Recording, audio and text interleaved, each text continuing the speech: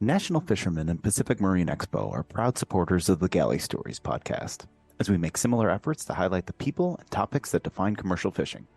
You can see what that looks like in print and online all year long, as well as every November in Seattle when this community comes together at PME. Check out nationalfisherman.com and pacificmarineexpo.com to learn more.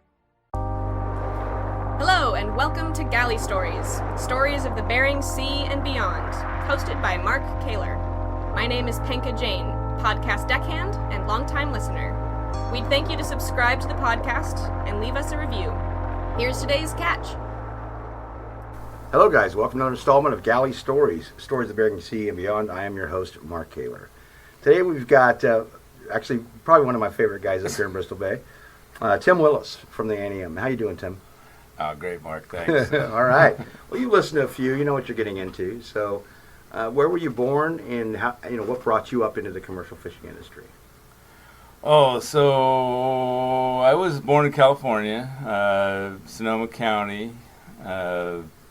My family's from Northern California. A lot of them with Oregon roots and all kinds of different things. But my dad dabbled. He was a school teacher administrator and dabbled with trolling out of Bodega Bay when I was real young, and probably got my first little taste of like understanding what commercial fishing was about just by going out to the breakwater and catching bullheads on his little 26-foot wooden salmon troller.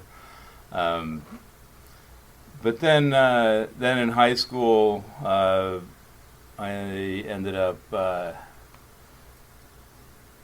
ended up coming up to Ecook and fishing set netting in Ecook with a next door neighbor's son-in-law. Where's that at, and what year was it? Ecook is Nushagak in Bristol Bay, set netting over there, and that would have been 1980 or 80, maybe 81.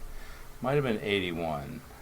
That was my first year up there, and the neighbor's son-in-law was raised in Dillingham and lived down in California at that time, and had a set net site there, family sites with a bunch of the family on the beach there, truck sites, and he bought us a '66 Chevy Nova, and he handed us the keys, three of us, and said, "I'll see you in Dillingham." And we drove the Alcan up and ended up driving up to Anchorage. First time up the Alcan, obviously, at 15 or 16 years old, and flew out to Dillingham and then over to Ecook and started set netting. So my first 5 years fishing were pretty much Bristol Bay, Ecook Beach for Mike, and then for Tommy and Dennis Ball over there. Can you paint the picture of?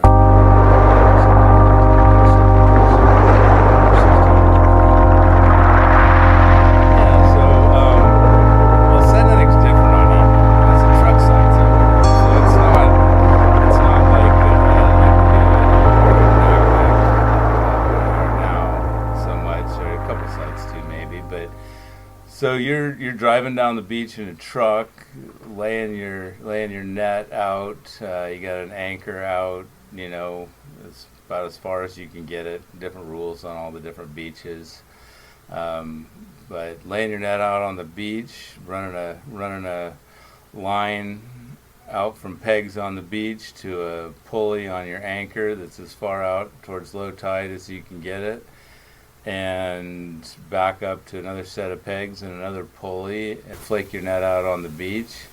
And when the opener opens, you tie the end of the line to the truck and start pulling and drag your net out there and catch as much as you can right there on the beach. And once the tide comes in and starts receding, you can basically come out and pick your net. So it's a lot different than the guys do it with skiffs. the skiff guys, they kind of can clean their net a lot more often. On the trucks, you're definitely more at the whim of the tide, but they're on Ecook Beach. The fish are there. You can get them some days really well. What was your, in a set net site, you're on land. So what was your average day like when you got done fishing? What did you guys do? Well, we had a little cabin. It was basically a bunch of, the first couple of years it was, Mike, he was an established businessman down south, an attorney, and but he had family there, so there was kind of all ages, different sites. A lot of the family had sites along the beach, so a couple of young guys, and we lived in a cabin with a diesel stove and tried to keep it warm, and ate a lot of fish because it was pretty lean years back then. We didn't have a big expense account. We had 3-wheelers on the beach, and we'd have as much fun as we could in between. And once the fishing started, it was just about getting as much sleep as you could, getting back down the beach and picking fish, loading them, going down to the creek. We'd go to Third Creek there those first couple of years and rinse the fish all off in creek water and put them in a truck and drive them up to CWF Cannery there at Ecook and make market there at Ecook. And they'd pitch them all out of the truck and. Oh, we'd dump them out. We'd have them mainly in totes then. I mean, it was pretty fancy if you had a truck with a dump bed on it. That was there was a couple of those on the beach, but that was pretty highfalutin back then. All right. So how did your commercial career progress? Well, I did that for a few years. I did that through a few years of high school, and then went to college for a couple of years and continued fishing in the summer up there for Mike's cousins, who had, or nephews, I guess, they had a little bit better sight. So I ended up working for them for about 3 years through there, and then one of those years, late in the season when the set netting was kind of over, we were in Dillingham, and I was still ready to fish a little bit, so I jumped on board with a guy who was heading to Ugashig to catch silvers on a drifter, and so we jumped on there and headed down to Ugashig to catch some silvers. And did you know him, or did you? I didn't know him. Just one of those acquaintances that happened, and I can't even remember where the connection came from. But I had the word out that I was willing to keep fishing, and he needed a deckhand, and so we took off from Dillingham, drove over to Naknek, Old Marco, and grabbed some nets in Naknek, and took off in the middle of the night from Naknek and got out probably about Johnson Hill, and Bernie says, "Okay, I'm going to bed." And we got a radar on here, so see that ring right there? Make sure the land stays farther than that off that ring and go that way. And that was my first time driving a boat. This time you're probably, what, 21, 20, 22? I wasn't even that old yet. I was still probably 19 or so, about then. Yeah, I was probably 19. You had no idea where you were at. I had no idea where I was at. You've been on a set net site for 5 years. No, no clue at all where I was at. So yeah, here's the radar. Drive south, and so we drove south, and that turned into quite the adventure. Well, tell us about it. Well, the captain didn't. Well, I guess he had a couple permits.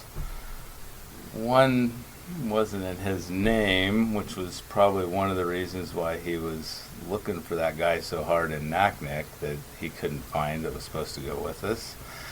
And the other one was a setnet permit. And we were down there drifting. And so we drifted for a few days, and then the troopers came out of the river one morning, and they were kind of making a beeline straight for us. I'm not exactly sure how those fish were getting sold or what permit or whatever. I was a dumb young deckhand, but back in those days it didn't matter. You were a partner. So troopers came on, and they escorted us back to Naknek. From Ugashik. From Ugashik, yep. One of the troopers, let's see, I think I jumped on the trooper boat. I had to go on the trooper boat with one of the troopers. One of the troopers jumped on our boat with Bernie, and we drove back to Naknek and spent a few days in jail in Naknek. At 19. Back when 19, back when the jail was still in Naknek with pink walls and yellow and orange jumpsuits, and they didn't really lock the door on us, but we weren't going anywhere. So what came of it? So the guy that I was working for in Ecuk was he was an attorney down in California, and so after a few days, I finally called my dad and said, "Dad, I'm in jail," and Dad laughed. Dad laughed and said, "Yeah. By the time I was your age, I'd been in jail a couple times, so that made that a little bit easier." But then he called Mike. Mike was also a pilot. We used to fly fish off of the beach in Ecuk, and when the cannery would close down, he had a couple ag trucks, or 3 ag trucks, I think, and we'd fly fish off the beach to Dillingham and sell them a couple thousand pounds at a time for different guys on the beach. And so he flew over when I went to court and gave the judge his glowing impressions of me as a young man and all the things. Even though he was an attorney in California, it didn't really mean anything, but the judge ended up letting me out, and I think I ended up with a $1,000 fine and some probation for a while, and then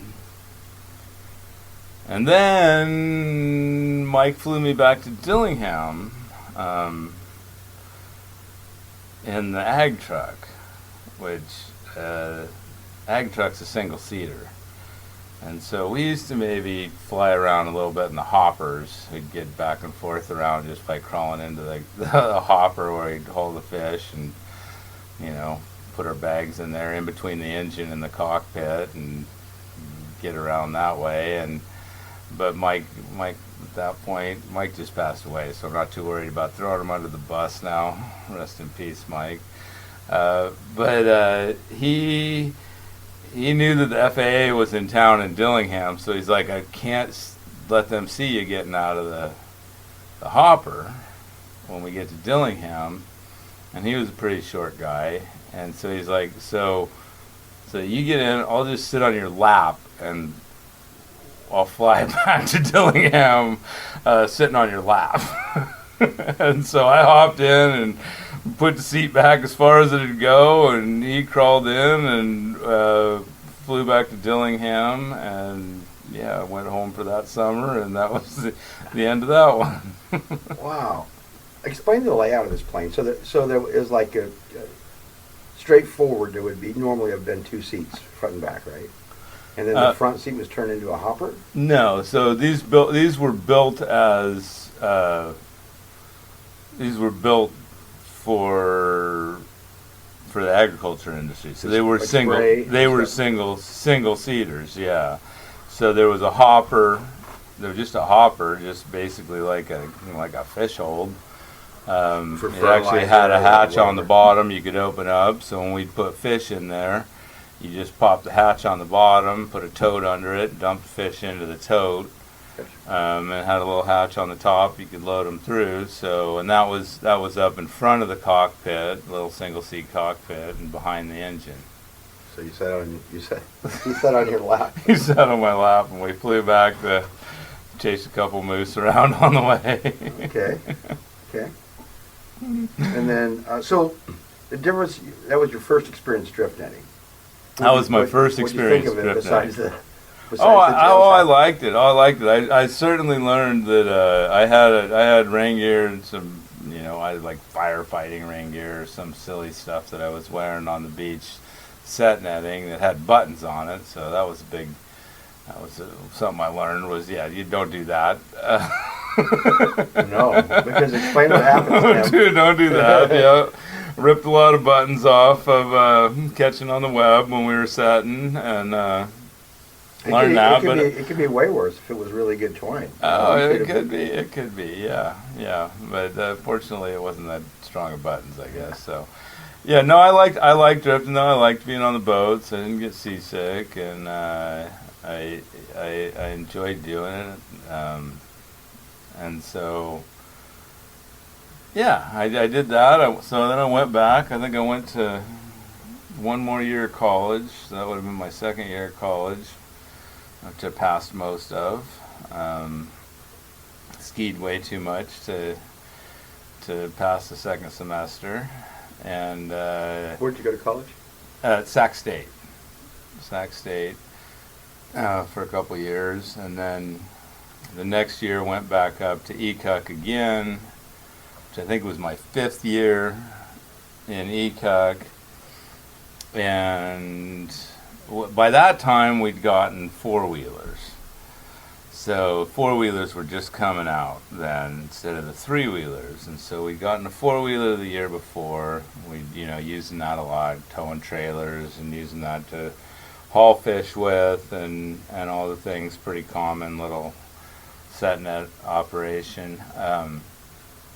And it was pretty slow at the beginning of that next year, so we decided to get one of the old 3-wheelers running. Well, it's been a couple of years since I'd run the 3-wheelers, so beginning of the year we were getting one of the 3-wheelers running, and I finally got it fired up, got the old Big Red going, and hopped on, and I was like, oh yeah, we're going, and forgot how to ride a 3-wheeler and made it about 100 yards and rolled it. And broke my collarbone. So I had to fly to Dillingham, and all they could do really is put a butterfly on you. And I ended up coming back to the beach that year and doing as much as I could one-armed for the operation, and letting my shoulder heal up. And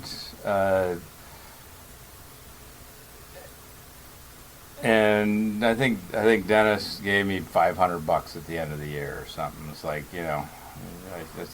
whatever. You stuck it out. You did what you could. We didn't make a lot of money, but you tried. Here's $500, and I knew at that point I wasn't going back to college, and so. Were you paying your own way through college? It wasn't that hard. My dad was helping out a little bit, but it wasn't that hard back then. I think my tuition was $375 a semester, and it wasn't like kids these days have college. I mean, that was state university, and so I was paying my way. I didn't know if that's what you were fishing for, or if that was. Yeah, well, I think Dad maybe was covering tuition and books or something like that. Maybe helping with rent, but there wasn't a lot of extra. But I the semester before that, I'd pretty much let college go. So I really didn't know which way I was going at that point. So I ended up catching a ride with Linda Dowie, who was another one of the family who lived in Kodiak, and I would work for her occasionally. A lot of the a lot of the family over there was Seventh-day Adventists, and they would not fish on Saturdays. So when I was working, for Mike, he wouldn't fish on Saturdays, and that meant that the ones that still had their nets in the water usually did really good. So I'd work for Linda some of the Saturdays when she was having real big days. And she chartered a flight over from Kodiak every year and had an extra seat on the flight, and offered to take me back to Kodiak. And my shoulder was healing up pretty good by the end of the year, so I took her up on that and hopped on that charter flight back to Kodiak, and went back to Kodiak that year and started hitting the docks looking for a job. And it took me a bit. Ended up working for East Point Cannery there for a little bit, doing some offloading and whatnot. Did that for a little while, and this is leading right into another story. Okay. You're just going to let me go, aren't you, Mark? We're here for the stories, Tim. We are here for the stories. Oh, this is the happy story. So I had a good buddy that actually worked for Linda, a good buddy, James Brisbane, Kodiak guy that I've been friends with for years, and met on the beach there, became good friends with. And so he lived in Kodiak, and we were hanging out, and I was working at the cannery and not super thrilled with cannery work. So he ended up buying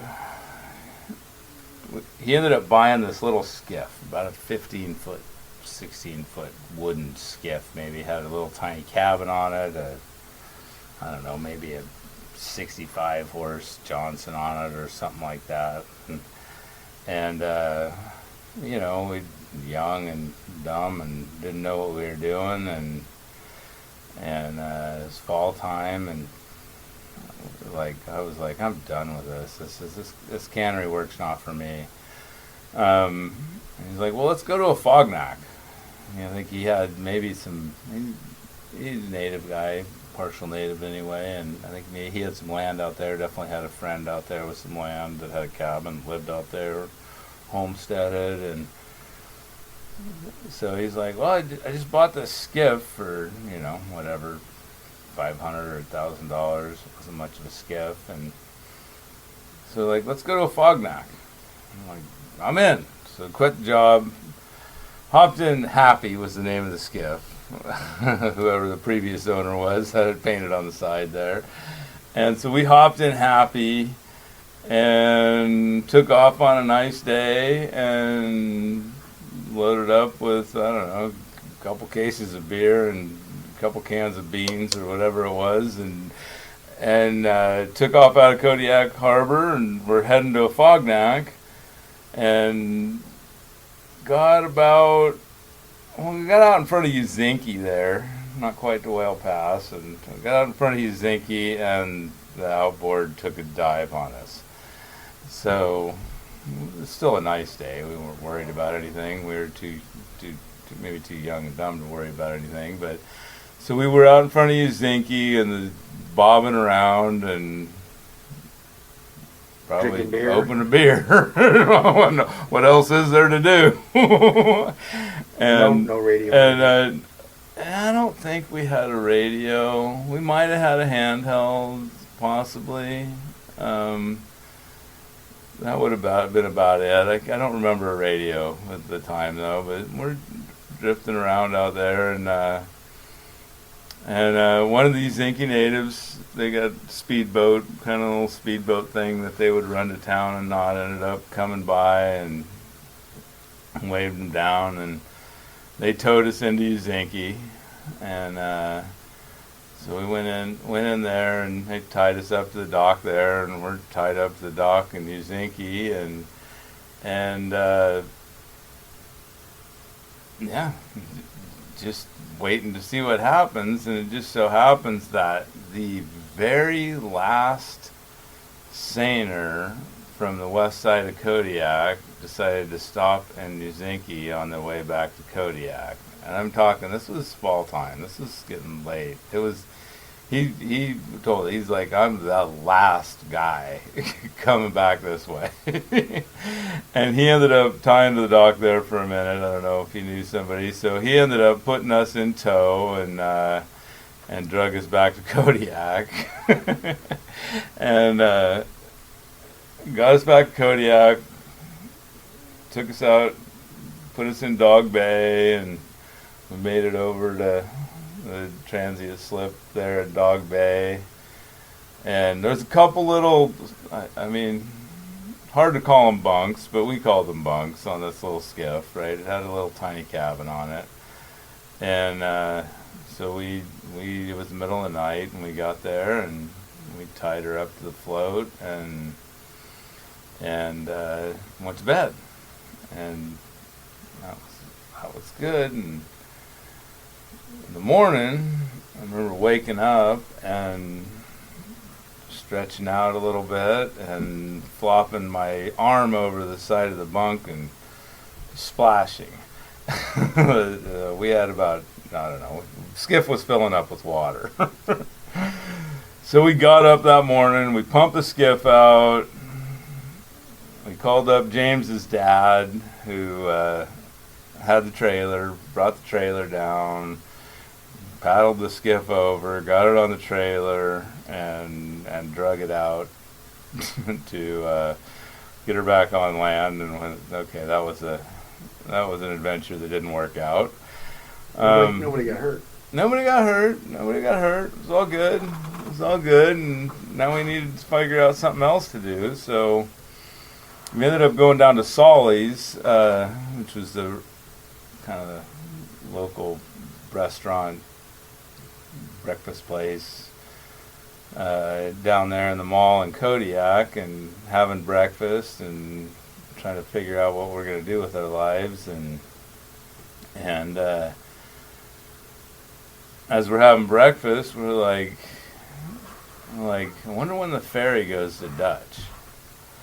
And I was like, oh, I don't know, let's find out. It sounds like a reasonable option. So I went over to the payphone and called up the ferry office, and the ferry only goes to Dutch 5 times a year in the summer or something. That was the Tustamina. I don't even know if they go out there anymore, but they did back then. And so once a month or so in the summer. And so I called up the ferry office and said, hey, when does the ferry go to Dutch? And they said, 2 o'clock. I was like, today? Yeah, today. And so we finished breakfast. We went and grabbed a cab, hired a cab, ran around, got all of our shit together, and hopped on the ferry to Dutch Harbor. And that's kind of how it all started. So we're going to Dutch. We're going to Dutch. All right, so we're going to Dutch Harbor, hop on the Tustamina, the old trusty Rusty, and making a couple stops out the way, had a case of beer, bottle of Rumpelmans. We knew it was going to be a few-day drive. And few-day drive?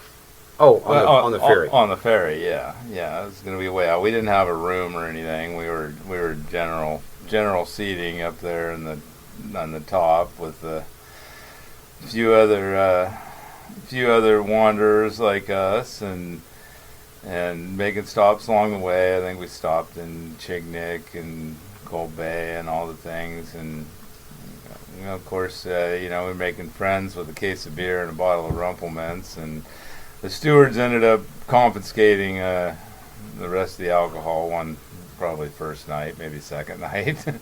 They gave it to us when we got off the boat in Dutch Harbor, but we met a couple friends. Bill the Cat, he was one. He'll come into play later in the stories, but and then we pulled up to the fuel dock there, city dock in Dutch Harbor in the middle of the night. I think it was about midnight or something, and we're looking. I'd never been to Dutch Harbor. I think James maybe had made a quick stop there on a crab season the year before, which was maybe his first crab season on the Sleeve. I went looking right, looking left. There's lights this way, there's lights that way, and didn't know where to go. And so we just walked across the street and went behind the fuel tanks there and found a couple pallets to throw away, put our pup tent up, and threw some sleeping bags out, and spent the rest of the night right there across from the city dock, and got up the next morning and started hitting the docks looking for a job. And took us a while. Wandered the docks. It was right before king crab season, but only a few days, so it was pretty tough. I think we had maybe 5 or 6 days before the fleet was leaving for king crab, and got a job, rigging gear for guys, helping out and stuff, but ended up not getting a king crab job. Ended up living in a bunker out on the spit, and big muddy pit on the bottom. We found some old trawl web to make a hammock and string across the bunker, and put our pup tent on it, and burn cans of sterno to keep warm, and eat PB&Js and all the things while we're hitting the dock every day, looking for work. And then the king crab fleet left, and we didn't have jobs, and got a couple jobs packing fish meal off of the processors for just day stuff, make a couple bucks, and starting to feel pretty broke, and needing to get a little better situation. So we ended up taking jobs as processors on a CP trawler, and made it, left the dock there. And this is the Bill the Cat story. So we ended up going, we're both, James and I and Bill the Cat, who we met there on the ferry, all ended up taking jobs on the Rebecca Irene, and we went out and were just in the factory processing, and we were the new guys on the boat, and they put us way in the back of this 30-man stateroom or whatever it was up in the bow, and nobody'd wake us up for breakfast. And so one morning, I'm like, this is probably a week or two in, I went to the assistant foreman, I'm like, nobody wakes us up in the morning, and we never get to eat breakfast. I'm like, we just need to be woken up. Happy to get up, just somebody's got to wake us up. This is, we're working 18 and 6 in the factory. You got no alarm clock with me, right? I mean, what do you want us to do? And they'd wake everybody else up, and new guys in the back they didn't care about. So the assistant foreman says, all right, yeah, I totally get it. Just wait for everybody else to come back from breakfast, and run upstairs and grab whatever's left. And so I was like, great. So everybody gets back from their rotation. The guys that were in the middle of their shift got on, and then dipped out, went up, grabbed breakfast, and the factory foreman comes into the galley ranting and raving and fires us. You're fired. I'm like, okay, this is freaking weird. At this point, I'm like, I don't even give a shit. This is a freaking chaos scene here. And so we're fired, and went back to the bunk. And okay, well, I guess we're just riding the bunk until we get back to town. And we did that for a few days, and actually the skipper on there was a pretty interesting guy, and he talked to us, and I'd go hang out with him a little bit, and learned a lot of things about him, and ended up going out and helping the deckhands and learning how to mend web a little bit, and just trying to do something on the boat, even though they fired us, so it was kind of hard to just do nothing all day. And then Bill the cat, that's where he comes back into play. He quits. He finds a way to break into the C-stores and get a bottle of booze out of the C-stores, and ends up getting most of that bottle of booze down, decides he wants to go home, and he goes and opens up a panel and takes a Victorinox and cuts through as many wires as he could find, trying to sabotage the boat to get us to go back to town. And unfortunately, I think it was mainly communications wires. So they figured that out. They locked him in the paint locker for a couple days, and he ended up being a pretty good deckhand later on. I'd never worked with him again, but I know other guys that hired him, and they were happy with him in the end. But one of those rare types that you, or actually common types that you find in Dutch Harbor, I guess. So we went and did that, and got back to the dock, and shaking our heads at how we got into this, and felt a little vindicated when the owner met us at the dock and cleaned house, basically fired all the officers on the boat, and we realized that, okay, this is not the way that operation's supposed to work in a streamlined deal. So only job I've ever been fired from in my life, and what were you actually fired for? I don't really know. I think leaving the factory, I guess, even though the assistant foreman, had said, yeah, go grab breakfast. The foreman and the assistant obviously weren't on the same page, so it was chaos on that boat. It was a mess back then. They like I said, owner cleared house when we got on the boat, and they started over. They had a reset going on there, because there was some. So that was my first experience on the big boat. So I was like, okay, well, that's not what I was looking for. And so we're back in Dutch Harbor again, moving into the Eagle Inn, which was basically a couple containers that acted as a motel there back then.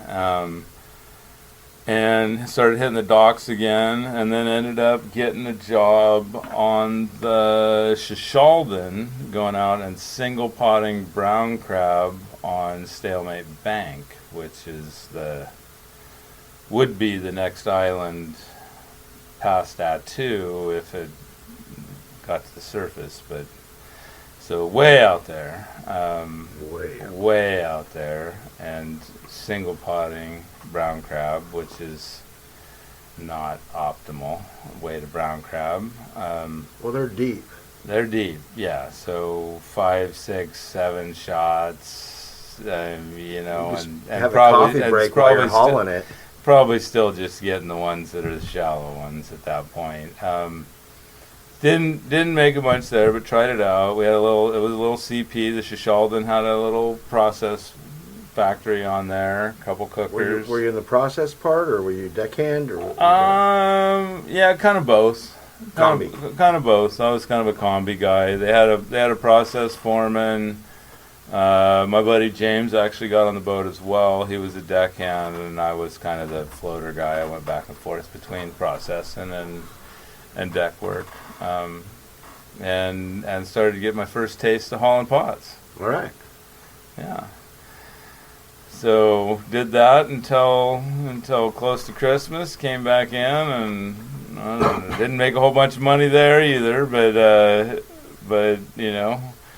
at least got a paycheck when I got home. I don't know, it was meager. It was $900, I think, if I remember right. But well, $900, and you're talking mid '80s at this point, right? Yeah, late 87, 88. Yeah, about 87 probably, 87. So it was enough to tide me over for a month probably at that point, at least, if not 2. And I think I went home for Christmas.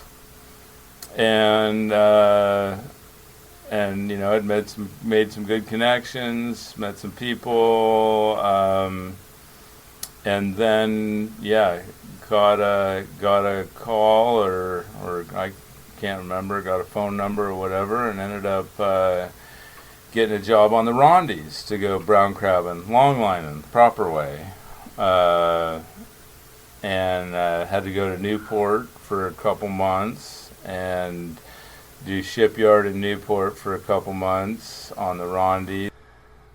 So yeah, Rondies was really my introduction into the crab fishery. I did a little taster on the Shashalden, and then worked for Dave Capri on the Rondies, and that was really my introduction into what crab fishing was all about. And I was long line and brown crab, so I really didn't have a real good sense of what the single pot fishery was all about at that point. But we worked hard, we processed, we had I think it was 7 of us total on board, and we would fish, live tank them, and then anytime the tides were strong or the weather would come up, we'd process them all and run back out and start fishing again. And it was a grind. We were stupid. we worked so hard. We as a crew, we decided what our rotation would be, and I think we finally got rid of it. But at one time, we decided that we were going to work a 12-2 rotation, because that worked out with how the strings were hauled. Those basically would take us a couple hours to haul a string, and so yeah, we were working 12 hours on, 2 hours off for a while. It was the dumbest rotation I've ever been on. We figured that out after a while. We got to make the choice on how we did that. We'd basically have, I guess, just one. I guess maybe we had 2 guys I think just one guy in the rack at all times, and then Dave would he'd just stay awake in the wheelhouse for 76 days on end or whatever it was. Maybe you have to go wake him up every once in a while, but we just keep hauling gear and processing crab and making pretty good money, getting paid on finished price of brown crab, and that was my first taste of actually making a little bit of money in the fisheries. What was a little bit of money? Yeah, what was that? I want to say, God, that was a long time ago, Mark. But I want to say it was 3-month trips, about maybe a little less than 3 months each. I did a couple back-to-backers, and I want to say that first trip was like 45 grand, and I think Dave's brother Tommy ran it on the next trip. We didn't do quite as well, but Dave needs to sleep. Still, yeah. He might have needed a break.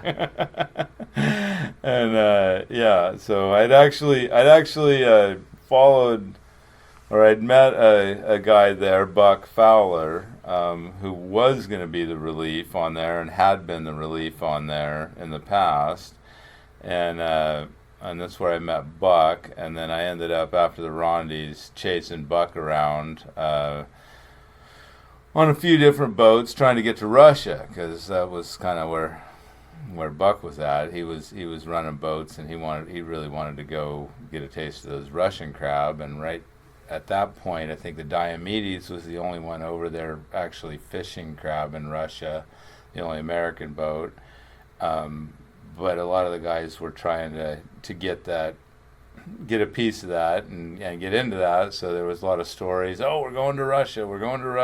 And so I actually ended up jumping ship off the Rondies and following Buck over to the Penguin, and then over to the Arctic Orion, and then eventually the Pacific Orion, and then finally making it over to Russia. By that time, I'd gone and got my mate's license, and so I went over as first mate. We actually left. We were on 100 average on Bear Die when we got the call, fishing right between the islands there, between St. Paul and St. George, and doing really well on Bear Eye, and got the call to go to Russia, and we had, I think it was in November, mid-November or something, and we had till the end of the year to catch, I can't remember, but it was at least a boatload. It was about a boatload of red king crab in Russia, if we could get it by the end of the year. So everybody had visas, all that stuff was... Oh, you didn't need a visa. They made that. Well, I mean, we maybe did, but the company dealt with all that stuff. I don't even know if I had a passport back then. It was we didn't get off the boat. We took we stacked all the gear. We scrambled the Dutch harbor. We offloaded. We put a bunch of fiber and salt and bait on board, and a pallet of booze for the Russians. The Russians. Oh yeah, because we had to get a couple Russian inspectors on there, and it was kind of known that you had inspectors on there. You needed to make sure the inspectors were happy. So we loaded up and headed over and got over there, picked up a couple in the Kuril Islands there, pulled into one of the ports there in the Kuril Islands, and they brought a couple inspectors out to us, and we went up into the Sea of Okhotsk and started setting red crab pots. And with you had no idea where you were at.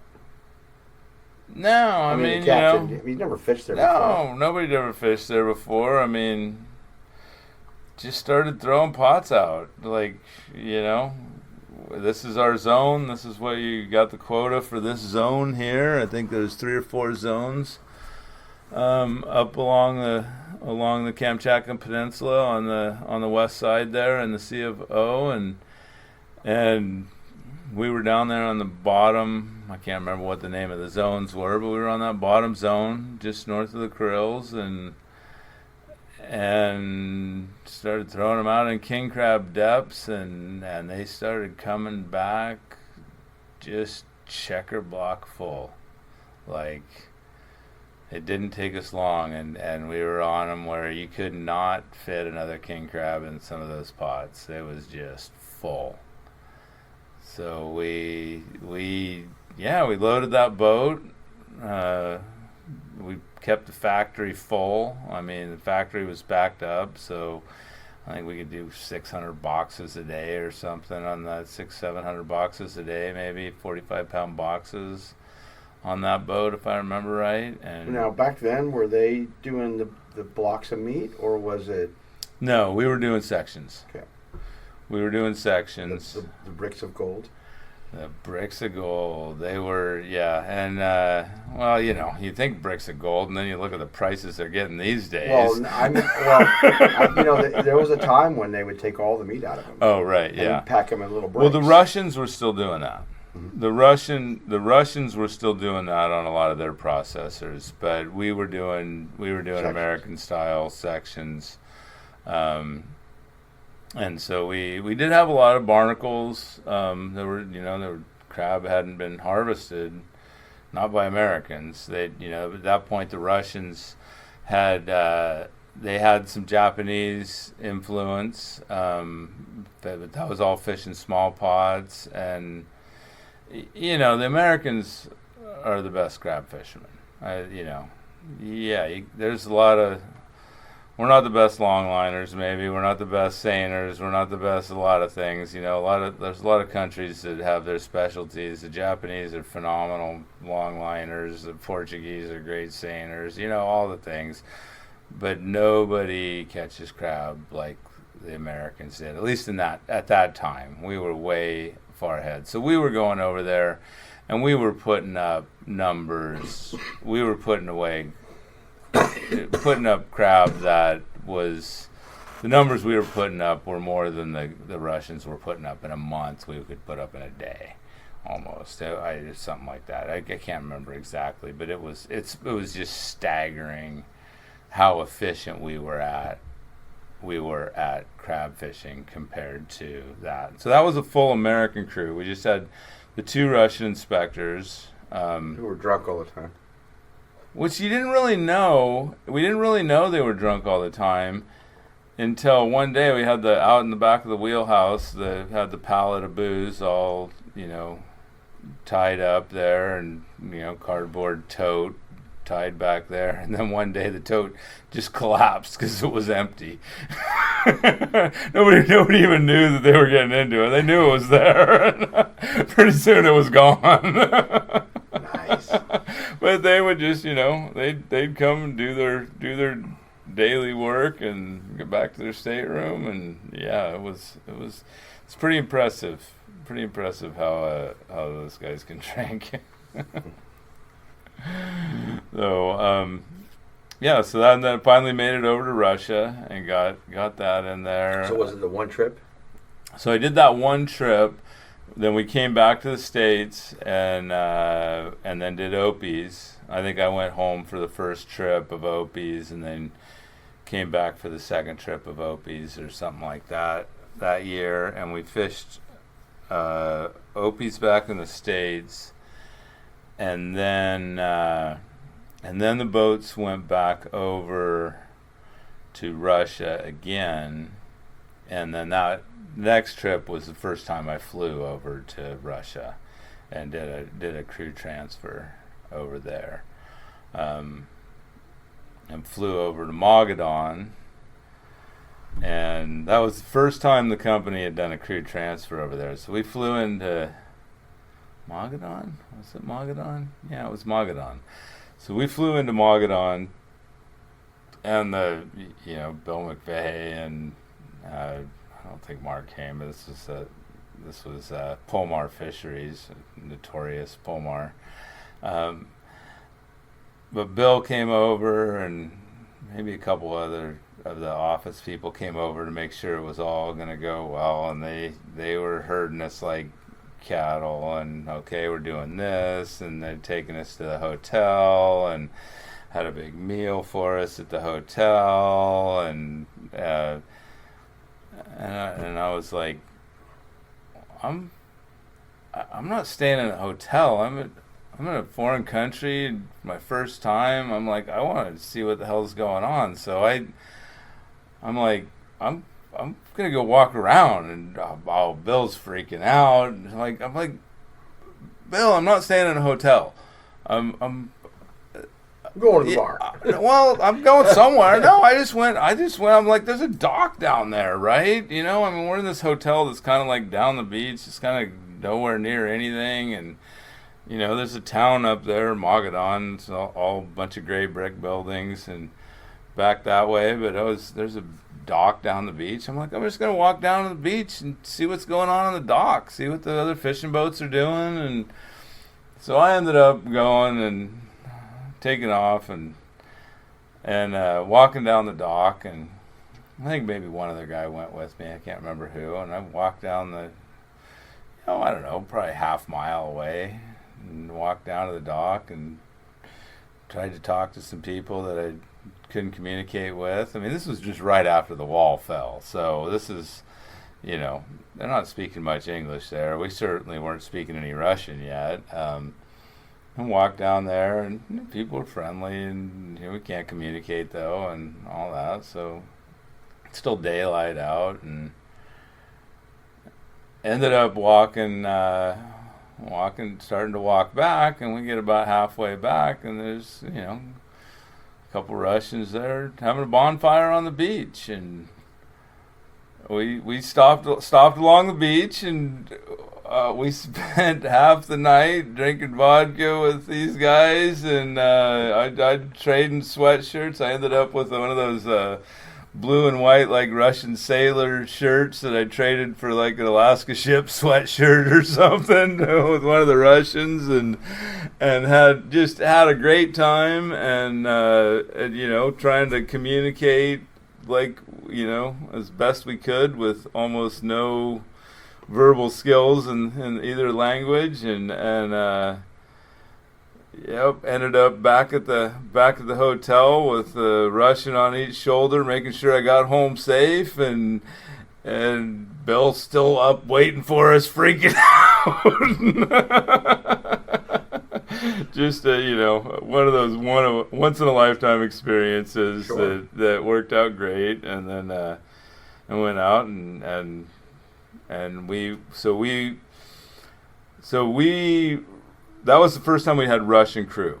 So we went out with all American crew the first time.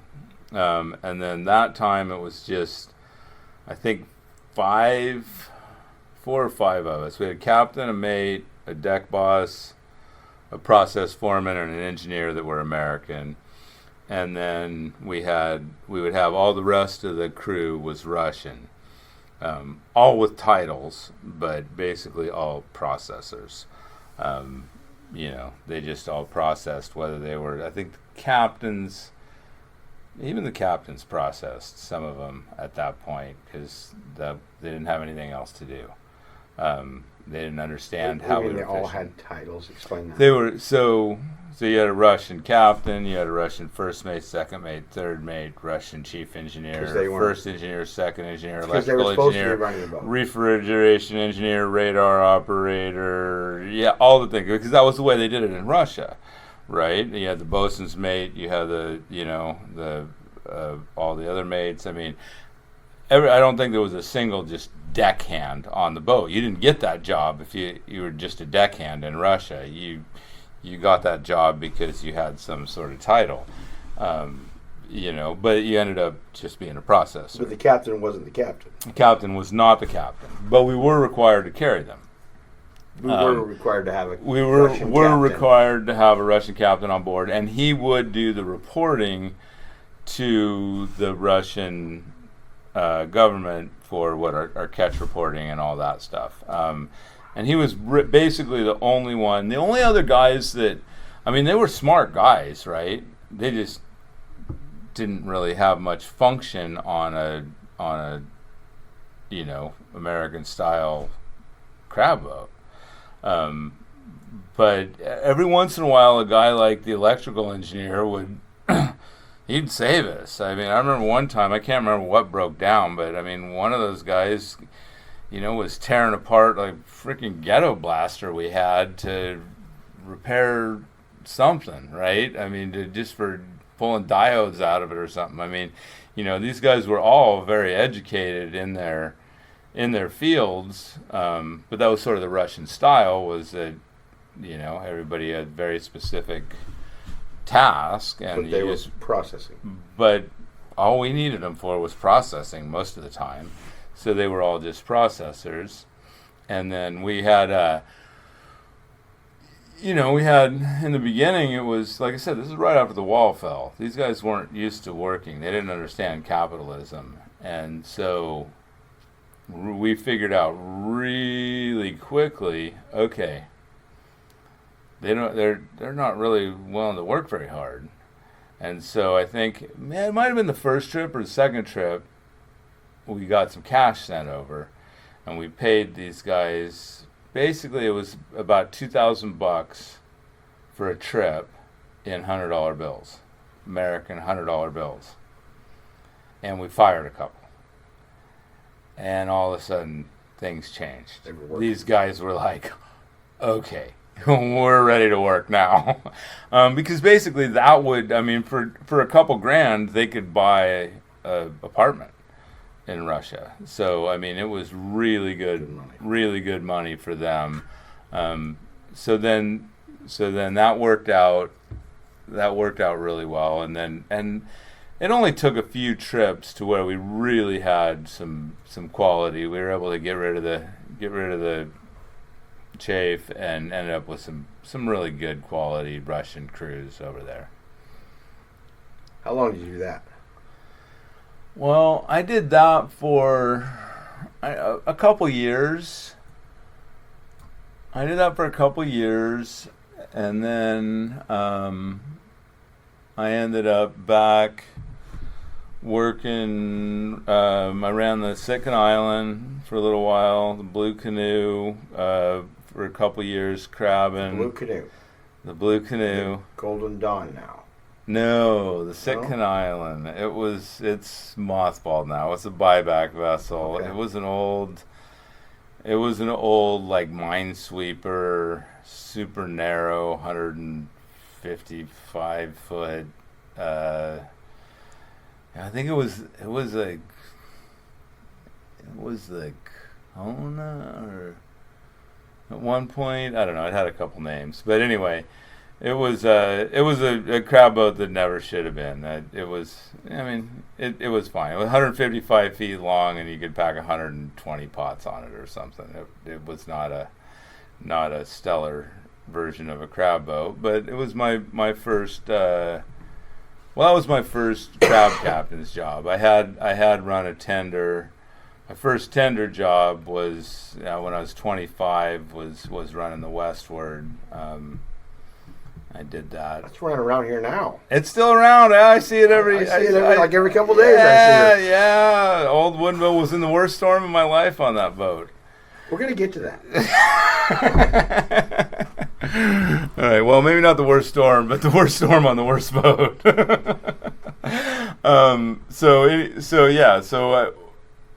We did that. I did that. I came back. I ran boats. I ran that Sitka Island for a couple of years back in the States. And then I went back over to Russia running it was the old Jacqueline R. Well, actually, no, I started out on the Sarlay, I guess, which was I went back over running it was a Russian medium-sized trawler. It was like 180 foot Russian trawler. You were running it for a Russian company then? No, I was running it for an American company, but it was a Russian trawler that got the factory and the deck got converted at Marco, and the rest of it was all Russian. And so it was a U.S. flagged vessel at that time? No, it wasn't. I'm getting confused. So I ran this back in Russia again. So it was a boat that came over here. The company bought a Russian boat, brought it over to Marco, did the factory and the deck, redid American style at Marco, and then took it back to Russia to fish. Okay. So went over there, running that boat and it was ice class boat. But it had a variable pitch prop on it, and we were running single pots. It was again not a stellar crab boat, but we did okay. But we didn't end up with a lot of quota on there. We thought we had quota. I didn't even know the Russians had quota, to be honest. Yeah, they had quota. It was very, very. There's a lot of politics in that. So if you didn't have a company that was up on Russian politics, you didn't end up with quota. Yeah. So, but you definitely had to end up with quota. I've only had one other guy on the show that fished in Russia. Oh yeah, Joe Morris. Oh yeah. Oh Joe. You probably know Joe. Yeah. Joe Morris. Yeah. Yeah. So, Joe. Yeah. Well, stay in your story. Anyway, it might have been the guy that I swapped out with. No, that was. I feel like he was on. No. I feel like he was on the Billiken or the Bountiful. Joe was. It was a Joe, but I can't remember what his last name was now. So I went over there I was over there on the Ottoman, and I went over there. The Russian they had a Russian captain that took it over there because I was still fishing Opies or something. And so when the boat got done in Marco, the Russian captain took it over there. He ended up like down by Hawaii, trying to go around a storm or something. It took forever. I ended up going to Mogadon. Oh, we're getting diverted here again to another story. That's what I live for. All right. Yeah, I know you like these, Mark, so we're going to keep going. So I fly over to Mogadon. Again, Because that's where you flew before. So you're this is now I was going as mate the last time. That was when we first started going over to Russia.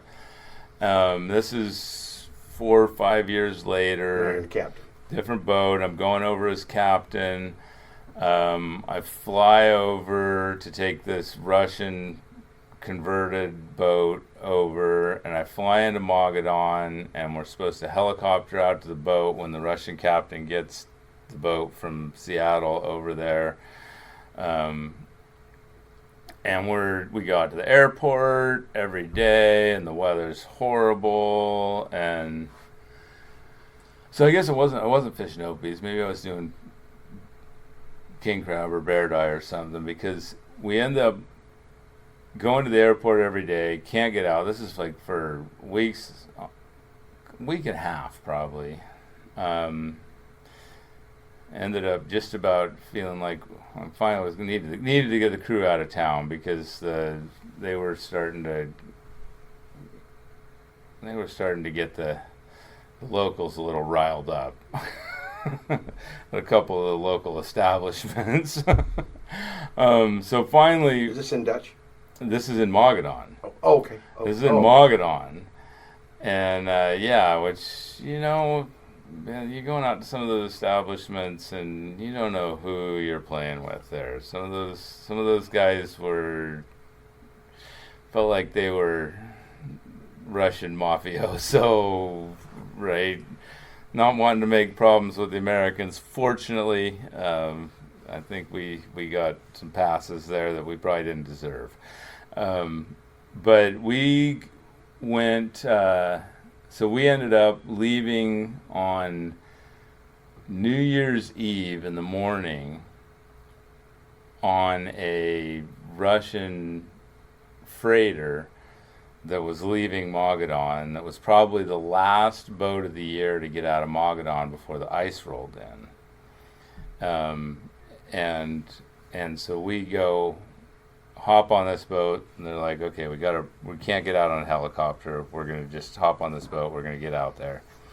We leave on this boat, and we go out, and we're breaking through the ice to get out of Mogadon, and about every 4 hours, the boat shuts down, and they got to clear the ice out of all the sea strainers, and making bits and pieces of that, and this is New Year's Eve, like morning, I think, or maybe the day before, but by the time we're still out, they're finally going to get through the ice, and then Russian captain invites us up into his stateroom, and we realize we're shutting down.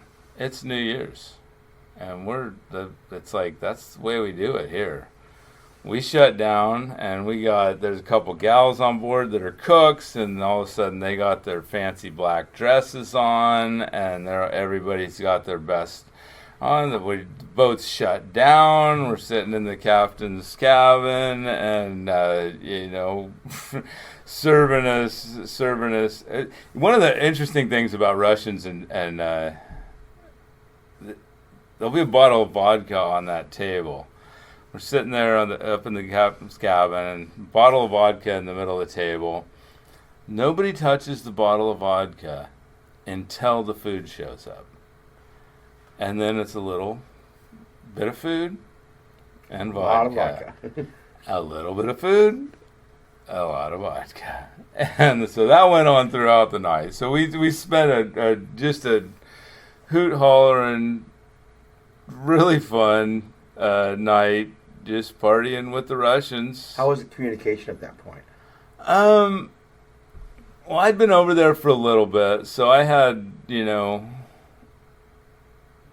boat Russian. I mean, very weak, right? I mean, enough boat Russian. Enough words that I could communicate a little bit with deckhands. I could count by that point, right? I could get my counts and that kind of thing, but I would definitely never became fluent. And the Russians had us over there for a while, that they were starting to learn. So usually you could get a conversation, a little bit of a conversation going, but it would take you a long time.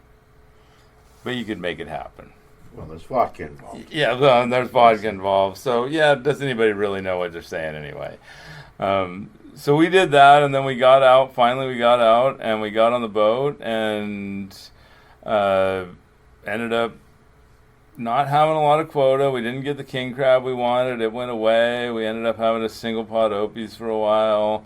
So I spent about 2.5 months on that boat without much quota. Ended up, having to do a lot of drift time because we didn't have quota. Ended up fishing single pots for opies and, maybe 100, 150 a pot if it was good, and just not really making much money. And so when that kind of dried up, that whole thing dried up, and they were like, okay, we just got to send this boat to Korea, right?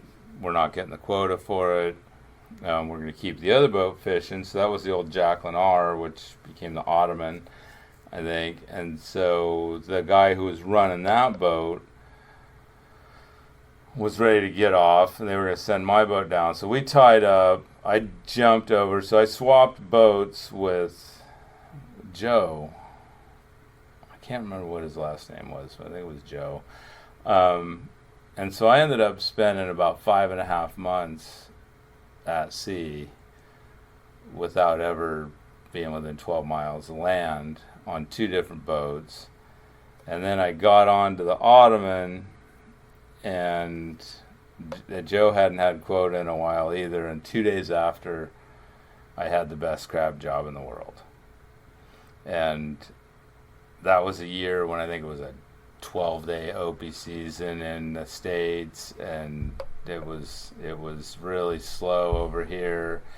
And 2 days after I swapped boats with Joe, I had like 600 tons of king crab to catch in Russia. Oh, man. And Now, you weren't on a daily rate, right? You were on a share. I was not on a daily. I did have a guarantee. We ended up finally getting a guarantee on the other boat because the crew was going to hell because we were drifting and doing nothing and nobody was making any money. And so they finally ended up giving us a daily rate on the other boat. And then I jumped over onto the Ottoman and got the quota. And so I had 600 tons of red and blue crab quota to catch. 1.2 million pounds. Lots. Yes. And so then I did a little red crab. I chased the red crab for a while down in the lower districts. The ice was, this was kind of, by this time it's probably March, maybe late March even. And the ice was kind of keeping us down lower, and those lower districts by that time had been chewed up a little bit more, and we were doing some pretty good red crab catches, but nothing super special. And then finally lost them. Spent a few days, couldn't find anything. Ended up frying a generator. We were actually doing a really good job chasing this school of red crab at like 6 miles a day and keeping on them and making it happen. But it was the only thing going on. And then we fried a generator, and we couldn't keep up in the factory. Got to be where we couldn't even keep fishing. We just didn't have enough generation capacity. Had to clean up what you had. So we finished up. We drifted around, waited for parts to come out of Korea. Finally, the parts showed up. We got the generator rebuilt, and we couldn't find those red crab again. So we decided to go up for some of our blue crab, which were up in that bay way at the north end of the Sea of Okhotsk. And that was, there's some blue crab up there. I'd fished a little bit of them before. We went up for those. We decided to go, okay, let's just stack it all on.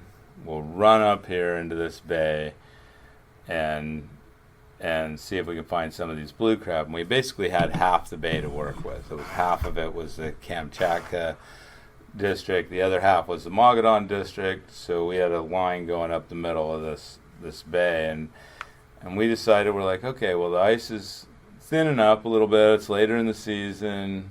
Let's see if we can get up there. And so we started chugging up there, and we hit ice and pushed our way through it slowly, and got some clear spots and pushed our way up, and got some clear spots and pushed our way up, and finally we got up into this bay and had fairly clear waters up there, and we set pots and 100 plus Of blues? of blue crab. So just like plenty good to keep the factory backed up. We're like, okay, we're on it. And so we start fishing. And the Russian captain who's got to report, he's like, do you want me to report this? Because he's got to report it on the radio, right? Which means everybody else in the fleet, all the Russian guys, all the other Americans, everybody can hear what we're catching. And I'm like, yeah, just report it, whatever. It'll be fine. Just report it. And so he's like, okay. And so he's reporting. Well, right at that time, it starts blowing westerly, and all the ice from in front of Mogadon went over and put a cork in that bay. And so we sat up there and loaded the boat with blue crab, and not another Nobody boat could could get to us because it just got completely corked off with ice. And we loaded the boat, and the last couple days the crab moved over the line into the Mogadon district, and it slowed down a little bit, and we ended up seeing the first boat that got to us, I think, a day before we were full. And we steamed out of there with a checker block full boat of blue crab for everybody. That was a fun one. You got to be a millionaire, Tim. Oh, no. Well, they didn't pay us that good back then. If we were catching those crab now, we didn't make that kind of money back then. We did not make... $45,000 at 25 years old on the Rondies, hauling 8-string brown crab pots in 3 months. Yeah. You know, fisherman, we could piss it away so well. I know where my first and I tried to quit so many times. I know where my first one went. I know where my first one went. I did buy a house after that, after the Rondies deal. So I bought my first house, a duplex, and set me on some sort of path towards responsibility. Responsibility. But then I went and I would go travel, and I would Sure. find ways to not be a millionaire. So after all the Russian experience, what did you come back here in crab? I came back, after all the Russian stuff. Well, I tried quitting. I tried quitting a couple times. It never quite worked out. I moved to Hawaii. For a while, I might have been in Hawaii during those last Russian trips, living over there, and I had a little 21-foot whaler, and I was fishing handline and ikashibi, ahi, tuna over there, and funnest fishery in the world. I mean, God, if a guy could just make a living at it, I'd never do anything else. Just an absolute gas.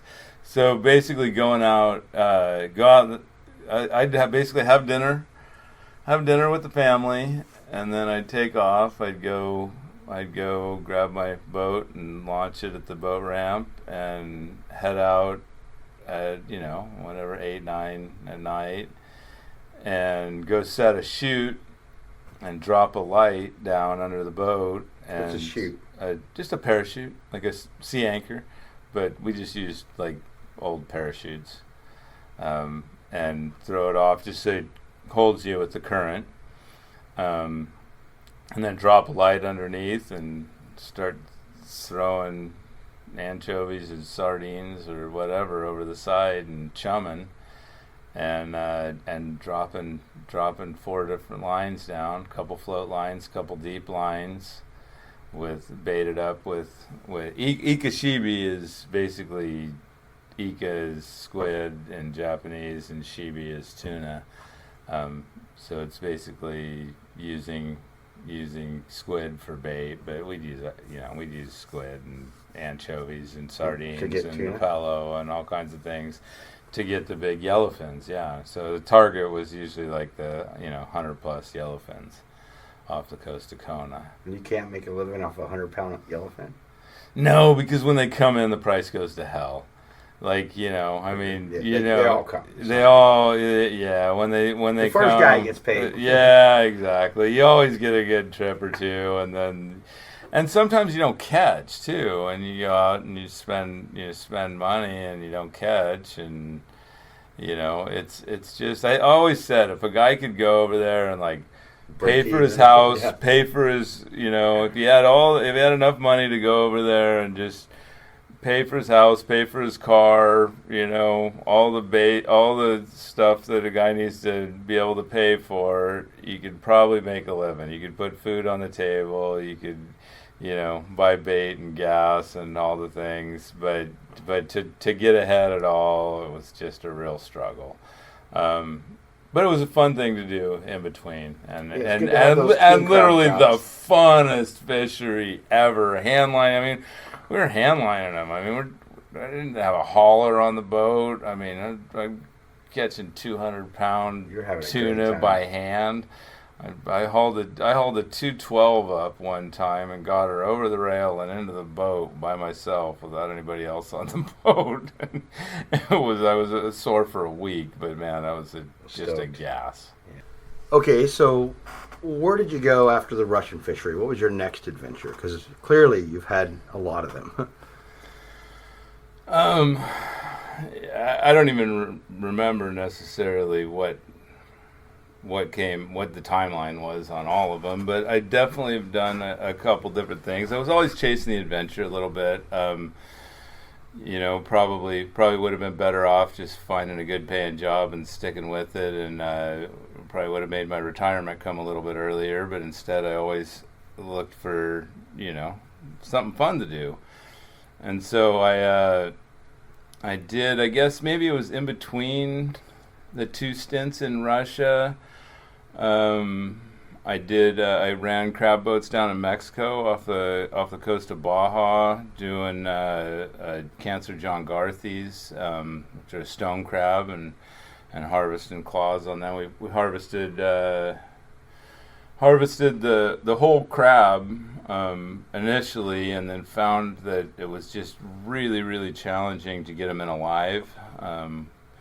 We were having massive dead loss, so that didn't last for too long. Even with short trips, we would have up to 30% dead loss.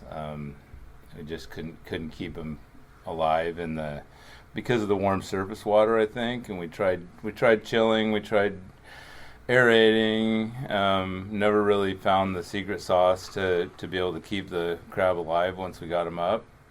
So that kind of fizzled after a little bit, and then another company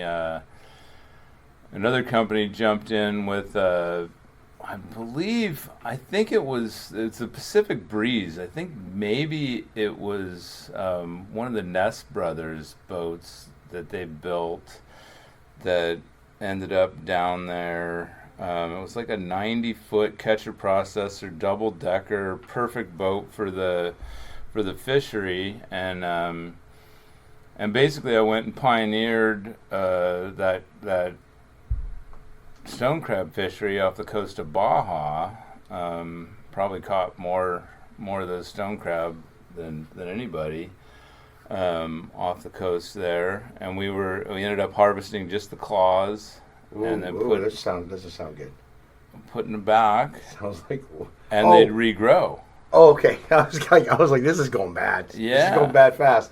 No, they regrow, and so we went down there for first few years. I think it was about 2 or 3 years. We went down there on a science permit, And so we'd have a couple Mexican scientists on board at all times, and they would do the research. And basically, I think the company paid for University of Washington to run the data that the scientists collect to find out whether it was a viable fishery or not.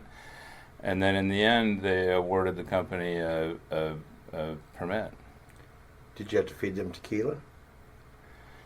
No. You had the Russians vodka. No, not so much. Inappropriate question, I guess. No, not so much. I mean, the Mexican guys were a little more serious. Actually, the Mexican scientists were a little more serious than the Russian guys, for sure.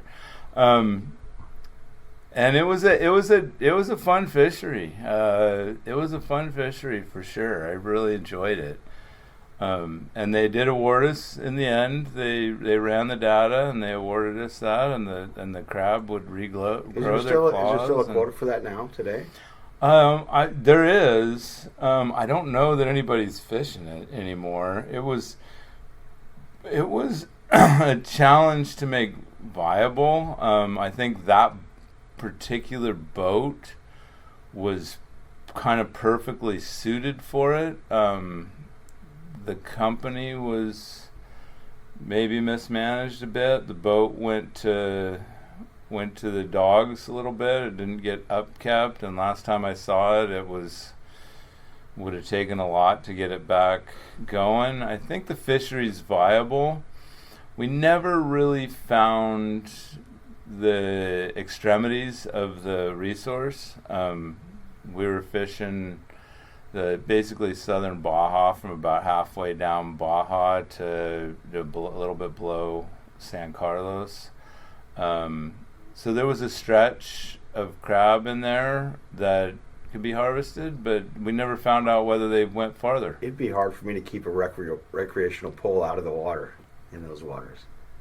Oh, we just dragged 1,000-pound test mono with the lure on it, and hook whatever in between strings and throw the lure over, and striped marlin or a yellowtail or ahi or mahi or whatever. And it was the first time, one of the first times we caught something. I was like, asked the Mexican crew member guys, I was like, hey, how about some ceviche? Anybody know how to make ceviche? And one of the guys jumps, oh, I'll make ceviche.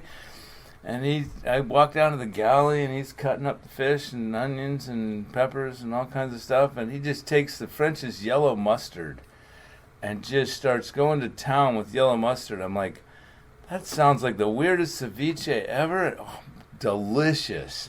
It was just absolutely great. You know, French's mustard can go on anything. I mean, really. I would have never thought. You never had a mustard sandwich? All right, what's the next fishery? Because you've had a few. So that one, I don't know. Like I said, the timeline. A friend of mine was talking about maybe investing in a swordfish fishery, a catcher processor that was going to do swordfish and tuna, and so he talked me into going out as mate, and we did a Central Pacific run, left Coos Bay, Oregon, and drove south to the equator, and then west, and ended up a couple months later on Christmas Island, going and out on Johnson Atoll, fishing sharks, and did all kinds of crazy things that just experimental. Just trying to figure out how to pay for a boat in the Central Pacific, and it was he ended up not investing in that, which I think was a good call. But I kind of did that one as a favor for him, and then I went down with another friend of mine, did the golden crab fishery down in Florida, and so I went down there and built a bunch of crab pots for him, and went out and caught golden crab in the south of the Keys there in Florida. No, they're their own species. Not like an Alaska golden? No, they're not.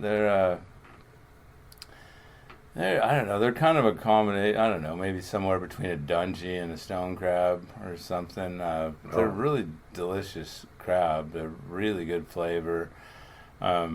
Really cool crab, and we actually did pretty well at them. And then the Gulf Stream moved, and that Gulf Stream, if you've never experienced that, it's a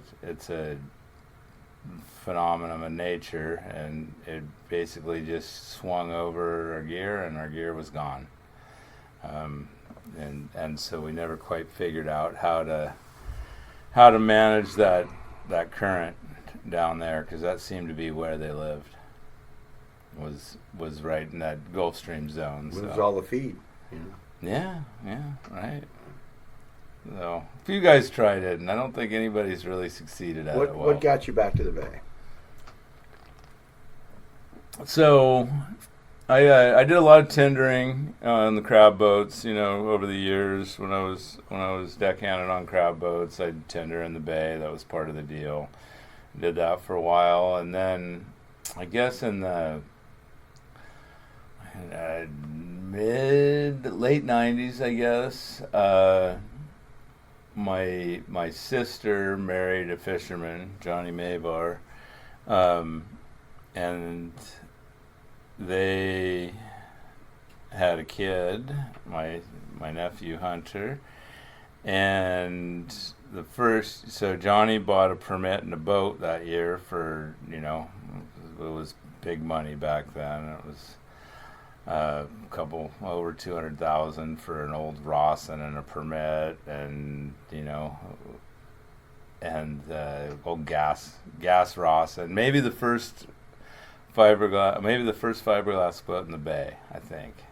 I've heard that before, and I haven't confirmed it, but the Able Mabel, and had a gas engine in it, old Rawson, and his first year he bought the boat, he could not keep that damn thing running, and so my sister's like, Tim, we just had a baby, Johnny just spent a whole pile of money on this boat, you need to come work for him and keep this boat running so he can make a living and pay for this thing and all the things. So I came and worked for Johnny for about 4 years. I did and then after that, I think I did a year for his dad and a year for his brother, and then I finally, at the bottom, when I was actually heading to the Bahamas to run a lobster operation. I was going to run a lobster processing operation, floating processor, running with a bunch of skiffs that were out harvesting, and the whole thing was done. The deal was one more signature waiting. I was living in Hawaii. I said, okay, I'm on my way, and I shipped a crate of all our stuff and a bunch of boxes to Florida, and was getting ready to go run this lobster operation in the Bahamas. And there was one more signature that was happening tomorrow, kind of thing, when I left. And I'd spent, a few weeks visiting family on my way across the country to visit or to get to start this lobster operation, and that signature never happened, and it fell apart. And I was actually visiting my mom, who was living out in Minnesota at that time. And I found out that I had, 2 kids and a wife and no vehicles, and at my mom's house, and no job, because the Bohemian partner literally ghosted and went away at the last minute. So I started looking around, and I was like, well, shit, Bristol Bay permits are cheap right now. And so I bought a Bristol Bay permit for $18,000. Oh. And was like, okay, well, I'll try this. And knowing that I'd been involved in the Bay long enough that I knew that it didn't matter at that price. I just needed to buy it. So I didn't have much money then either, so I think I bought it on a cash advance on a credit card back when you could do that without getting raked over the coals. And a buddy of mine helped me out a little bit maybe, and we, in fact, the guy that I went to Dutch Harbor with in the first time. James, exactly. So he helped me out on that a little bit, and I bought that permit, and then... Because of permit without a boat, or were you just D'ing it? Oh, permit's the most important part. There was no D's back then. No, back when I bought that was in like the early 2001 or something like that. You couldn't D it then. So I flew up that year with a permit, and it was like, I'll find a boat, and the price was so shitty, and I was like, I ended up just crewing, maybe made a couple grand as crew. I wasn't willing to take the risk on running my own operation, putting money out on a lease boat or anything.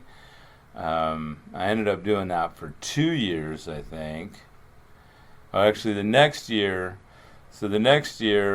I was going to come up, and then these guys offered me $5,000 to go to Africa for a couple months to go research fisheries over there, because Ghana had just opened up to the World Bank, so there was potential financing options for the fisheries over there. Some guys that I knew were interested in going over there, researching some of the crab fisheries, maybe building a test pot, doing some things over there. So I was like, I don't know if I can make $5,000 in Bristol Bay this year. So I took them up and went over to Ghana for a couple weeks and got the VIP treatment, and they wanted me to meet the president and fish ministers and all the things. I'm like, just get me to the docks where I can find out what's going on.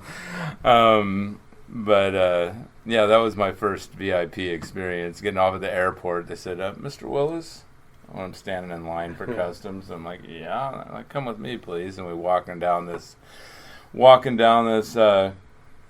white concrete hallway with a big line of people waiting for customs, and they open this door that you can't even see. This just looks like white concrete, and walk me in, sit me down on a leather couch, offer me a cup of coffee or whatever I want, and ask me for my passport, and took the easy way out, and then was over there for a couple weeks and talking to the locals and trying to get a sense of the fisheries over there, instead of coming to the Bay. And then the next year I came up and I went partners with John Spangler on the Star of Iceland, and ran the Star of Iceland for him that year with my permit. And then the year after that, I bought the Aaron Ray out of Igagig. And so I was into the Bay. I think I bought the Aaron Ray for $27,000. I bought the permit for $18,000. So I was into the Bay for $45,000. And yeah, some of my buddies had payments that were bigger than that, because the fisheries had crashed so far. Mm-hmm. So I was able to get in pretty inexpensively, and put a lot of money into that boat for a long time. Did all the things, the flush deck, the RSW, and then sold that and moved on to the Annie M, and then the sawbill and another permit for my son. And he fished that for several years, and then this year I actually put my deckhand on there with that permit, because my son was running the Confidence, so he was running that for crabbing, and needed to run that for tendering this summer as well. Yeah. Okay. So that got me back to the Bay. Now here we are. And here we sit, actually, in the bay. And here we sit in the bay and finishing up another, we'll call it a successful season. We are wrapping it up, but I think it has been successful. Yeah. But, all right, so what was your best experience when you were set netting? The one singular best experience. Best experience set netting. So one of those days, one of those Saturdays, when the Seventh-day Adventists all pulled their nets out of the water, and I went for Debbie, and I went and worked for Linda. I went and worked for Linda, and I think that was a 10,000-pound tide in one set net site. That was where I really understood what a full gill net looked like. Right. What was your worst day set netting? My worst day set netting? Oh, it was probably the day I broke my collarbone. It had to be. Yeah. It had to be. The season hadn't even started and it was over. Okay. What about your best day crab fishing in the U.S.? My best day crab fishing in the U.S. I went up. I was still on deck. I don't even think I was mate yet. It was a few days. It was on the Arctic Orion, I think, working for Buck Fowler. We went up blue crabbing, and it was like a 3.5 day season. It was quick. And we had a rotation. We were CPing. We had a rotation, and kind of the rotation was everybody's up when you're getting the pots off. Everybody's up when you're getting the pots on. And my rotation happened to be the one to where I think I got one sleep shift in 3.5 days. But we smoked them. I mean, we smoked them. I can't remember how much we caught that season, but we put as many blue crab about as you could put on a boat in 3.5 days. How about your worst experience crab fishing in the U.S.? On the westward. I crabbed on the westward. I never ran it for crabbing. I ran it for tendering. There was a day, I think they coined it Black Monday or something, a bear die season in, I don't know, early 90s maybe. And it was just a brutal storm. I think there was 23 distress calls to the Coast Guard. 3 boats sank. Amazing thing was nobody died. Everybody was rescued. One of the boats even didn't sink all the way. They ended up towing her in, the Shannon Marie, which I think became the Ocean Ballard. But that day was scary. It was savage. It was. I was out there on on the westward. It's a wooden power scow. Had a steel house and a steel bow and steel rails, but it was a wooden power scow, 86 foot or whatever, out there fishing the eastern bear die, and the seas were, above the mast, way above, just massive. We blew up some deck boards at one point. We turned to run with it so we could just go try to secure the deck boards so they weren't washed overboard, and took a wave on the stern that twisted a rudder post. Oof. Which stainless steel rudder post, it's amazing that it didn't shear and it actually twisted. And so we took the rest of the storm, we ended up jogging into it with the rudders hard over so that we could keep a straight line, and then anytime we blew off to the port, we had to go hard port and do a circle and come back into it and make sure to keep the weather on the port side so that we could steer into the waves again. And that was a hectic storm. Was that the scariest you've ever been at sea, or have you had another experience that's been more than that? I'm not sure scared's the right word. I have a lot of respect for the boats that we're on. There's fear there for sure. There's respect, but the boats handle it, man. The boats that we fish up here, they're built for this. Even that little, that probably the best thing about that boat was that it wasn't too long and it rode more like a duck than some of the big boats. I heard some of my buddies that were on the mud boats had a tougher time during that storm than that boat did. But it was, I guess it was scary, but I don't ever remember being fearful. I wasn't shaking. I wasn't like worried. At any point in all the years you've been on the water, I wasn't sleeping. At any point in your career, you've never been you never had that fear? Not a fear of dying.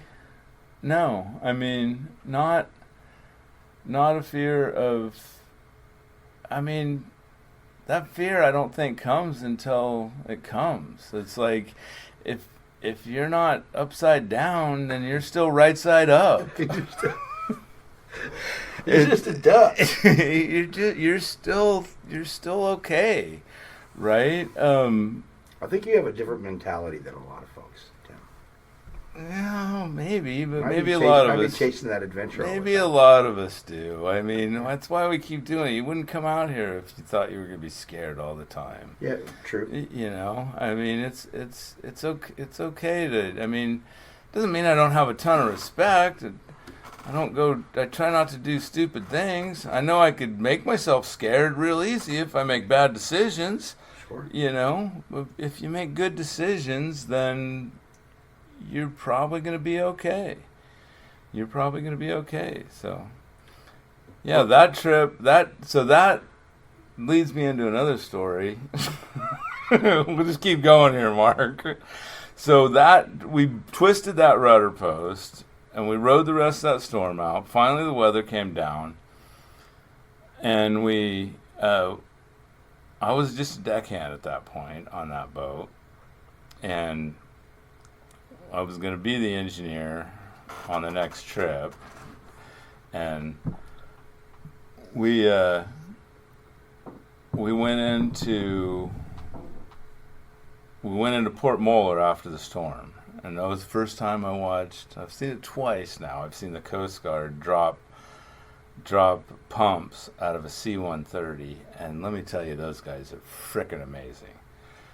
And this was the first time I did it. We were driving in after the storm, and I think it was the Sea Spray, if I remember right, had flooded their laths or something, and when we were jogging into Port Moller after the storm, or as it had come down pretty good, and we were right there passing the Sea Spray as the Coast Guard. We might have been jogging over towards them just to keep an eye on them until the Coast Guard got there. And the Coast Guard came by and they dropped a pump out of the C-130, and they literally laid the chute line over the back deck. The pump landed right off the port side of the boat. The chute line went right. The guys just pulled the pump right on board. It was just flipping amazing. With the C-130. With a C-130. It's not a helicopter where you're hovering and aiming, and they're doing, I don't know how slow a C-130 can go, but it's got to be doing 130 or something. Yeah, probably a minimum. Yeah, it was so impressive. And so those guys got it pumped out, and we kept going. And we went into Port Moller to try to figure our rudder deal out. And so we went up next to the cannery there, closed down for the winter, obviously, but, went up and tied up at the dock and waited for the tide, and we're just going to go dry and see what we could figure out with our rudder. And so then we go wait for the tide to go up and start coming down. We go up around the side of the dock to tie up where we can go dry, and just nudge the bow into the beach a little bit. All good, get tied up, and the engine room starts flooding. And so we're, no fear there because you're tied up, right? You can crawl up on the dock if the boat goes down. But I'm like, well, what the hell's going on? And the engineer that we had was suspect on decision making. He's like, he's got all his pumps on supposedly, and I'm like, we're still making water. So I crawl up in the bow in this labyrinth, the old wooden boat, and I find that there's PVC, 4-inch PVC plumbing for these crab tanks that's sheared. Just that little bump into the beach sheared this PVC, so it's flooding the whole boat. And so I'm down there in the bow, and I push the PVC back together, and I put my foot on it, and I'm just holding the PVC back together so that we're not leaking, or leaking way less, slower than we were leaking. And I'm just holding it there, and I'm thinking, okay, well, somebody's going to come eventually and find me and find out what's going on. They know where I was going. And I'm up there for a half hour or so, and nobody shows up. And I'm just up there stopping the leak, making it not worse. They fixed it already. And they're back there thinking they're pumping. And the water's not going down.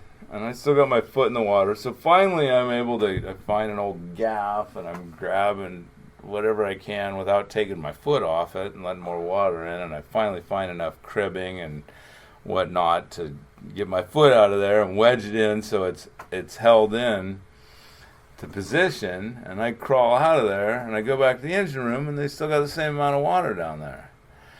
Well, it turns out that he never closed the sea chest, so the bilge pump was just pumping seawater from under the boat over the side instead of actually taking it out of the engine room. Right.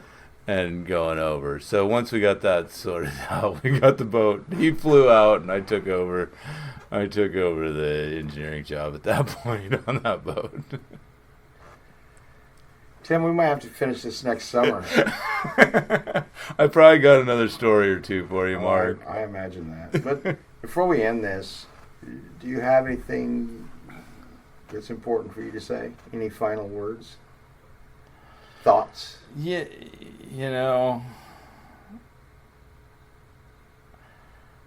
I've heard you ask this question on a couple of your other interviews, and I've kind of thought about it a little bit, and I haven't really come up with anything. Do you know why I asked it?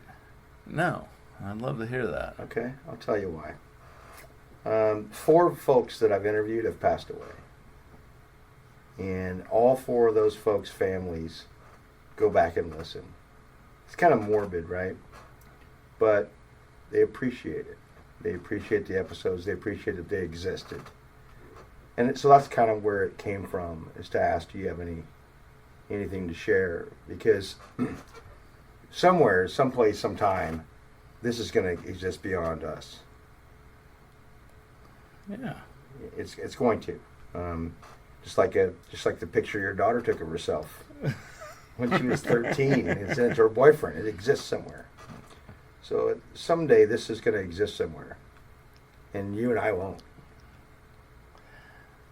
So do I got anything to say that's, Would you have chosen a different life? Would you have chosen a different path? I thought about that a lot. I went to college, and I went as a business major, studying accounting, just because I thought I could make a good living at it, and numbers came pretty easy for me, and I would have been miserable. Had I had any better guidance, maybe an engineering path would have been interesting to me. At one time in my career, I'd actually got accepted to Maine Maritime to a boat design program they had up there. And then I ended up getting a good fishing job offer that I couldn't refuse. If you would have used some of that accounting experience to save some of that crab money. That might have worked out okay too. But I've always said I love fishing. I absolutely love fishing. I sure as hell wouldn't do it for free. I've got a wonderful wife that was able to appreciate the lifestyle that worked for me. I mean, the ability to check out, go fishing, do my thing, make my living, and then check out from that and go back and be 100% there for the family. And that worked for me. That worked really well for me. The fact that it also worked for my wife, at least long enough to keep us together for everything, was huge. The fact that she could understand that, I mean, that's something that a lot of ladies can't handle, or men even.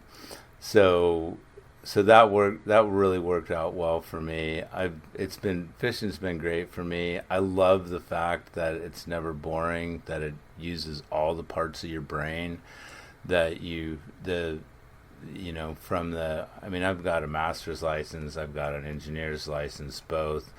I've put time in at both those occupations, or both those different genres of the industry. I like doing that. I like being able to know everything about the boat and being able to feel confident with all of it. It's easier when it's only 32 foot long. Yeah, well, it is easier, but yeah, the Bountiful's 160. There's a little bit more going on there. Yeah, I'm just saying that nowadays the smaller ones. It is, yeah. I like being able to problem solve. I like being able to have that part of, and that's important. And it's hard to find in a lot of different industries. A lot of places you get pigeonholed. I think it might be in your blood a little bit, because anytime that I've experienced someone on the dock having an issue or a problem, you seem to be more than willing to help. I do like helping. Do you know what I mean? Yeah. Well, that's our industry, right? It is. It's maritime. You got to help someone else. Absolutely. But you seem to be more than. I want everybody to succeed. Sure. I want everybody to succeed. I want to be able to impart my experiences and knowledge and yeah. Before we close out, tell me about your son. So my son, followed in my footsteps. He started fishing for me when he was 12. I'm going to interview him, so don't tell me all about it. Okay, he started fishing for me when he was 12. He ended up going his own way, doing a bunch of different fisheries. Worked one crab boat with me, and now he's running crab boats and running the tender out here, and the boat that he's been fishing in the bay went to deckhand, and he transferred his permit over, and he was bored to death and really wants to come back. Yeah. You proud of him? I'm very proud of him. He's done really well, and I think he's a problem solver. He's gonna go far in this industry if he chooses to stay with it. A little bit of his dad in there, I guess. I would hope. Yeah. I would hope. All right. Any other final thoughts there, Tim? No. Super fun, Mark. It was great. It's been great. We got to continue next summer. All right. I'm sure I can come up with some more. We might have to listen to these and find out which stories I missed. Yeah, I'm pretty happy with. You're a natural born storyteller, so it makes it a little easier. Thank you. But I think we've heard a lot of new things about our industry during this one. So thanks for taking the time. You bet. And guys, I just got to point out that he is wearing Extra Toughs as our sponsor. It's I got to look for opportunities, but yeah, I see you chose the deck slipper. I like that. Is that what they call this? I don't know. That's what I call them. I'm a fan of the original Alaska boot, right? You know what? If I can wear these, I'll wear them all day long. I used to wear my tall ones turned down on any deck that wasn't that wet, so I was like, this is perfect. Yeah, I've always been a fan of the tall ones. Well, mainly I was always wet. Right? Those wet decks, you gotta have them. All right, Tim. Well, thanks for taking the time, and guys, make sure you follow us on Instagram. Share the stories out there. Help us get around a little bit. We are coming up on Pacific Marine Expo. Galley Stories has been offered in a booth there again. We will be there for our 3rd year in a row. Excited about that. Excited to share the stories. So. Until then, guys, we will see you next time. Thanks for listening to Galley Stories. We hope you like what the net brought in. Please leave us a review on iTunes. Whether you like it or not, we're not fishing for compliments. Look us up on Facebook and Twitter too, and reach out to us at galleystories@gmail.com.